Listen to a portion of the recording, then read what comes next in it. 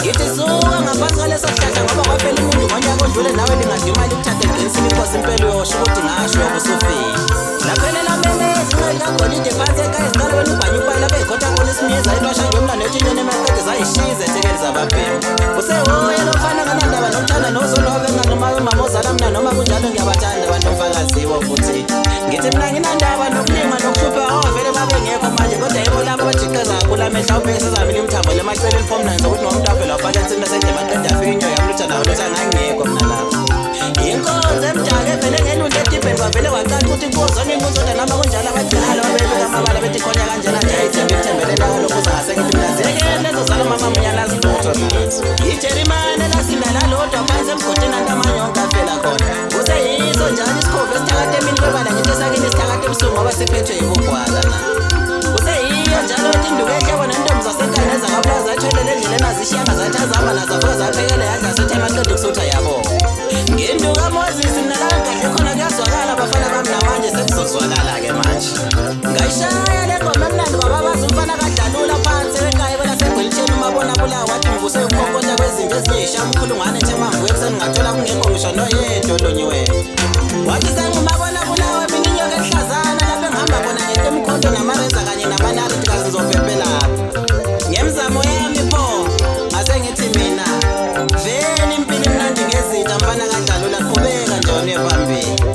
Akugcinanga lapho kuye kwababaza umboyizi umbongeni phansi kwelase-6 vele kwesengulube seduze labo mawayo. Ngamuzwa uthi ukugiya kwabafana kuyangisolisa mfana kagolide nyona emnyama mlando ethi Mr Gold golide elihle. Ngisho ngoba sebegiya beze begiyele nendaweni erong abanye sebebhotshele emthonjeni abanatha kukazi base bephenduka bayonatha kuphi ngoba kobe sokunuka kuleyo ndawo. Ngithi njalo umuntu omile kumele nathi emthonjeni wempilo kwelase-6 vele sisemthonjeni wempilo ikhwama. Hayi ngihle aqedi TK Spoko we-driving school.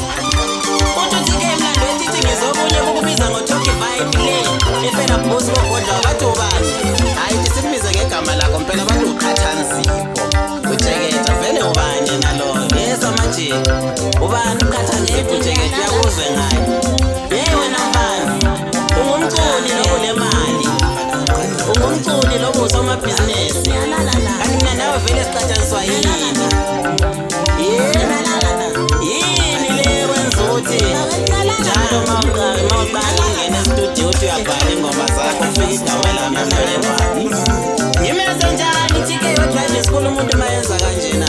Uthi TK ngiyabafundisa ukudrayiva becade lapho beshayisa imoto zabanye abantu kanti ngibafundisa ukufeyila loba ngibafundisa ukupasa.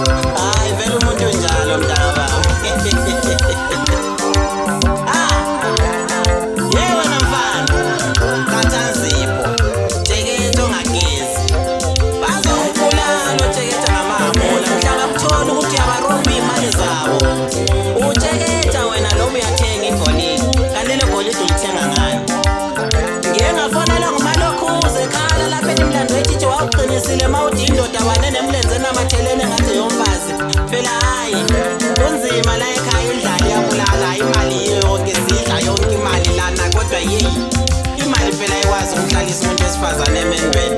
Kusho mina umfana wasenkaya le eziqalabeni bafana bakithi hayi cha wangithinta uzongithola wamfaka inariti esifuni uzongithola wayinyathela emsileni ubani ishona wena ye loba kuyikuthi umuntu lishona kanti ishona kusimuntu yini amashona kusibantu yini kanti amashona hayi thina bafana liyanxaka lingabaculi loba lingamakomedian lingabaculi be-international musician loba lingabaculi be-community lezi sitabane lezi kodloka ngadlule.